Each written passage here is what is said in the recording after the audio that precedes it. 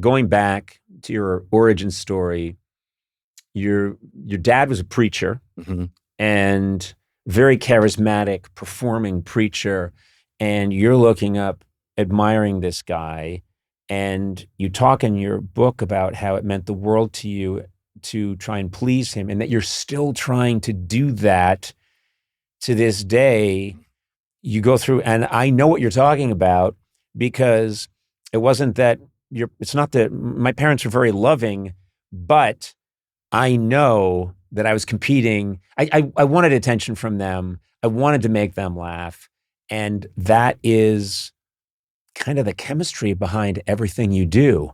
And here I am all these years later, and they're gone, but I do think there's still part of me that's trying to win them over. And so there's so many things in your book where I go like, oh my God, I understand. My dad's a microbiologist. He's not a preacher, but it's the same thing. Did he want you in the family business? I kind of think he wanted all of us to get into, one of us to be a doctor, and then he quickly saw these idiots. I don't want them operating on me. So he was happy that I got into comedy. Well, my dad wanted me to be a preacher so bad, Conan, that he would bring me holding my hand into the pulpit on a Sunday morning and sit me down next to his guest pastor or assistant pastor.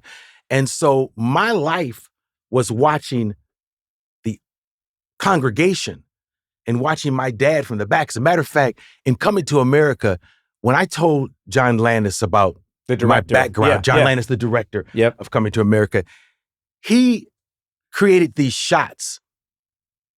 When the preacher's on stage at the Black Awareness pageant, he created these shots that were really me describing to him my experience watching people. Yes, Lord, that's what I saw. I saw that lady. I saw my dad from the back, you know? Well, I was, again, we're jumping around, but I love this because I have it in my notes, like Coming to America. This is how my stand-up is. Yeah, I know.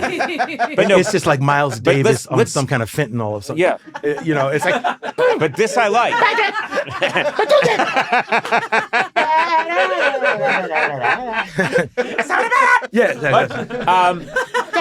He leaves the stage and then he leans back in.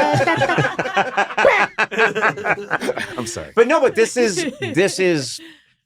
how it's going to be, because this is the best way. But I have Coming to America like 75 exclamation points, because Eddie's great in that film. You are so good in that movie. That is such a great performance. And I remember when you were the preacher, and I didn't know that your dad was a preacher. And then I read in your book that, of course, you could play that part, but I think you channeled your dad. And my mother was a male barber, so I was able to channel that her too. in the barbershop. I mean, and I also didn't know that you made Coming to America while you're waiting to kind of hear about whether or not you're going to get your own show. Yeah. And there's this downtime, and that's when you and Eddie, who were friends at the time, and he brought you in, and suddenly you're making this movie together.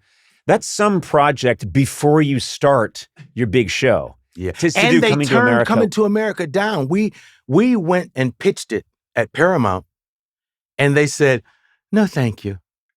And we were like, give us some notes. What should we do? And they were like, we're not sure, but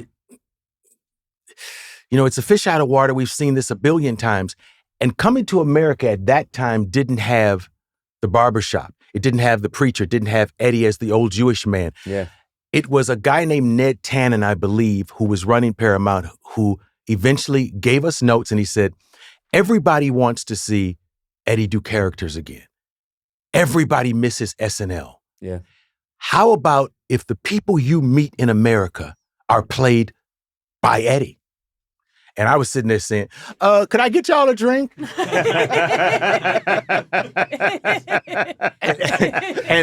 and it's Eddie that said, hey, I saw Arsenio do stand-up on this HBO thing, and he does this thing about Jesse Jackson. I know he can do a great preacher, and we can come up with some barbers. And Eddie came up with the specific characters, and I just sat there shaking, because I'm like, I got to do characters with Eddie Murphy. That's like saying, Chet Jordan. Lock that motherfucker down. Whoa.